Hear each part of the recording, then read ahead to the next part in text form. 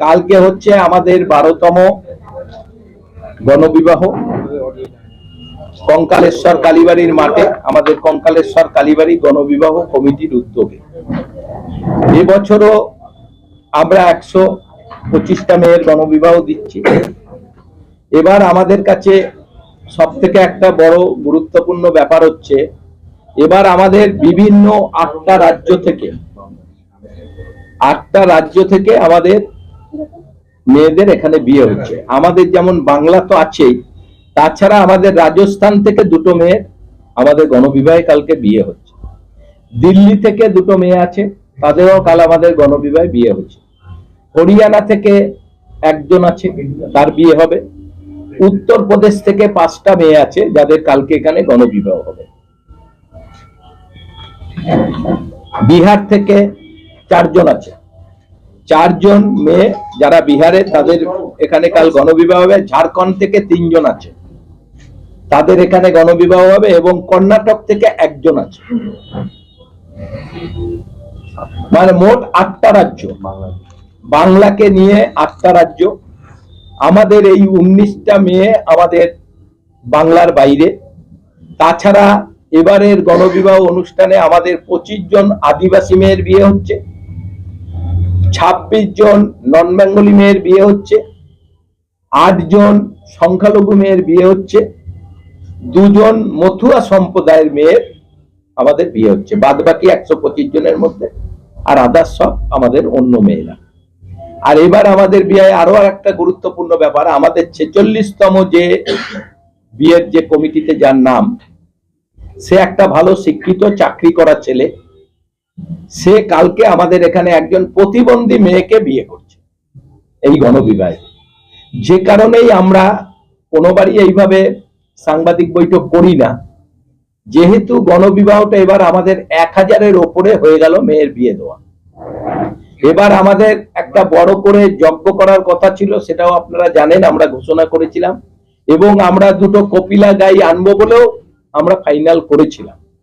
কিন্তু সেই গাইগুলো আনার একটাই কারণ ছিল যে তাদের আমরা যজ্ঞ করে একটা, যেহেতু 1000-এর উপরে মেয়ের বিয়ে হয়ে যাচ্ছে, তাই জন্য আমরা এবার সেইটা করেছিলাম। এবং কপিলা গাই আমরা দেখেও ছিলাম, কথাও হয়ে গেছে।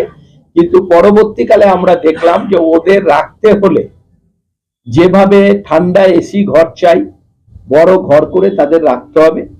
কিন্তু আমরা অনেক ভেবে চিন্তে দেখলাম যে এই সময় ওদের রাখার মতো আমাদের কোনো ঘর নাই। তাই আমরা অনেকটা এগিয়ে গিয়ে আমরা এবারে ওটা বাদ রাখলাম। সামনের বছর আমরা অবশ্যই আনবো, কারণ আমাদের কাঞ্চন উৎসবের পরই আমাদের ওদের বিল্ডিংটা শুরু হয়ে যাবে। যেখানে কপিলা গাই থাকবে সেখানে আমাদের বিল্ডিং শুরু হয়ে যাবে। তাই আমরা সামনের বার করব। আর এবার 1000 মেয়ে যেহেতু আমাদের পার হয়ে যাচ্ছে, তাই আমরা আমাদের গণবিবাহের মঞ্চের নিচে আমরা একটা দীর্ঘক্ষণ ধরে আমরা একটা যজ্ঞ করব। সেই যজ্ঞ করার জন্য বাইরে থেকে আমাদের পুরোহিতরা আসছে। এটা হচ্ছে মোট আমাদের গণবিবাহের মূল ব্যাপার। আর ছিলাম 2008 সালে, আমার যত সম্ভব 2008 কি 9 থেকে হয়তো আমি এটা শুরু করেছিলাম। কাঞ্চন উৎসবটা মনে আছে না, তখন শুরু করি নাই। তখন শুরু করলে তাই 18 বছর হয়ে যেত। আমি 2008 সালে কাঞ্চন উৎসব শুরু করেছি, কিন্তু গণবিবাহ আজকে 12 বছর, তার মানে তারও আরো 6 বছর, 14 সালে আমাদের দল যখন ক্ষমতা আসছে 2014 সাল থেকে আমি গণবিবাহ শুরু করেছি। আর কাঞ্চন উৎসব তখন দল ক্ষমতায় আসে নাই, আমি নিজে কাউন্সিলর হয়েছিলাম কাঞ্চননগরে। 2008 সাল থেকে আমি কাঞ্চন উৎসব শুরু করেছি। তাই এবার আমাদের কাঞ্চন উৎসব 18 বছর, গণবিবাহ আমাদের 12 বছর। কারণ গণবিবাহ আমাদের 7-8 মাস আগের থেকে ঠিক করতে হয়। 125টা মেয়ে 125টা ছেলেকে এক জায়গায় গোটা ভারতবর্ষ থেকে বিয়ের দিন সকালবেলায় হাজির করা, এটা অত সোজা ব্যাপার না। এটা পয়সা হলেও কেউ করে দেখাতে পারবে না। আমরা এখানে ওই তো বললাম, হিন্দু, মুসলিম, খ্রিস্টান। আগের বার খ্রিস্টান ছিল, এবার খ্রিস্টান নাই, খ্রিস্টানটা নাই, কিন্তু ওবারও একটা আমাদের খ্রিস্টান ছিল। আর সবাই সবার ধর্ম মতে বিয়ে হবে, সবাই সবার নিজের। আর আমরা এমন একটা ডেটই গণবিবাহে বেছে নিই যে ডেটটায় সব ধর্মীয় মানুষের বিয়ে আছে, যার জন্য এবার আমাদের 5 তারিখ বাঁচতে হলো। কেউ আসছে, যা যা ছিল প্রতিবার তাই দেওয়া হচ্ছে, কোনো হেরফের নাই, বাড়তিও নাই, কমেও নাই।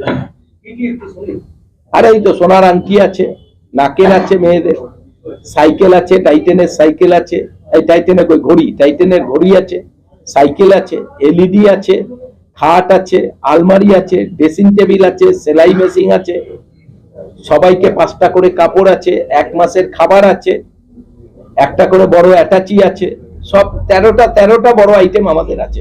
এলআইসি আছে 1.5 লক্ষ টাকা করে, একটা করে কিস্তি, মেয়ের 1.5 লক্ষ, ছেলের 1.5 লক্ষ, একটা করে কিস্তি আমরা দেবো, বাদ বাকি ওদের হাতে তুলে দেবো। ওরা এবার যেরকম প্রতিবার আমরা করি, আমরা প্রতিবার যা করি তার থেকে কোনো লড়চড় নাই, একই জিনিস আছে, আর কোনোটা কমেও নাই, কোনোটা বাড়েও নাই, সবই আছে, একই রকম আছে। না, মেয়ে আমাকে এমন একটা জায়গায় বিয়ে দিলে আমি একটা কোনো জিনিস পেলাম না, আমার কোনো একটা আনন্দ হলো না, কিছু হলো না।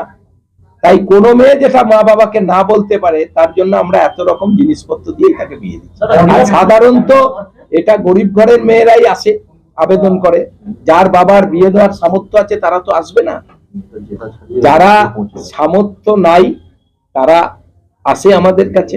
আর এটা আমাদের 1 বছর ধরে নাম লেখানো শুরু হয়, কালকে গণবিবাহ শেষ হবে, পরের বছরের নাম লেখানো শুরু হবে। তার মধ্যে যারা দেয়, এখন আমি যেটা খবর, আমার কাছে 130 জনের নাম লেখানো হয়েছে।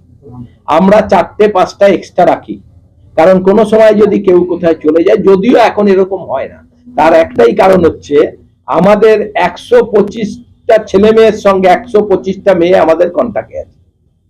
সে দিনে একবার সেই ছেলেকে ফোন করবে, সকালে একবার মেয়েকে ফোন করবে, দুজনকে জিজ্ঞাসা করবে তোমার সব ঠিক আছে কিনা, তার মধ্যে কেউ পালিয়ে গেল কিনা।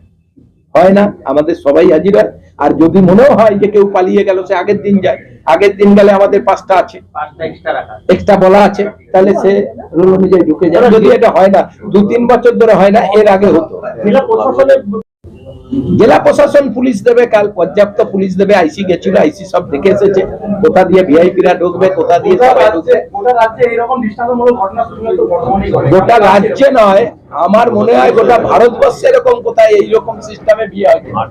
অনেকে তো এর আগে রাজ্যপাল বললেন তার জন্ম দিবে, গণবিবাহ দেবে, কেউ গেছে? উত্তরপ্রদেশে গণবিবাহ নিয়ে মারামারি, কাটাকাটি, গণবিবাহ সব ছত্রভঙ্গ, এগুলো সমস্তই ট্রাস্টের। কেউ যদি মনে করে যেগুলো খোকন দাস নিজে করছে, এটা কিন্তু খোকন দাস নিজে নয়, খোকন দাস সবার মাথার ওপর। আর আমি তোমাদের কাছে আরেকটা প্রশ্ন করি, বহু লোক বলে খোকন দাস এ টাকা কোথায় পেলো। আচ্ছা আচ্ছা, তুমি বলো তো, আচ্ছা রামকৃষ্ণ মিশনের সাধুরা কোথা থেকে টাকা পায় বলো? কোন সরকার তাকে টাকা দেয়? ভারত সেবা সংঘকে কে টাকা দেয়? রোটারি ক্লাবকে কে টাকা দেয়? লায়ন্স ক্লাবকে কে টাকা দেয়? সব মানুষের টাকায়, কোন সরকারের টাকায় না। তাই তারা যদি মানুষের টাকা নিয়ে এত বড় বড় ট্রাস্ট চালাতে পারে, তাহলে খোকন দাস পারে না?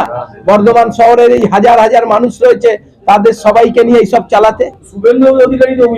আরে ও তো করবে, শোনো, ও একটা তোলাবাজির উদাহরণ দেব, তো অনেকবার আমাকে সিবিআই তে ঢুকাচ্ছে, এতে ঢুকাচ্ছে, কত কিছু করছে।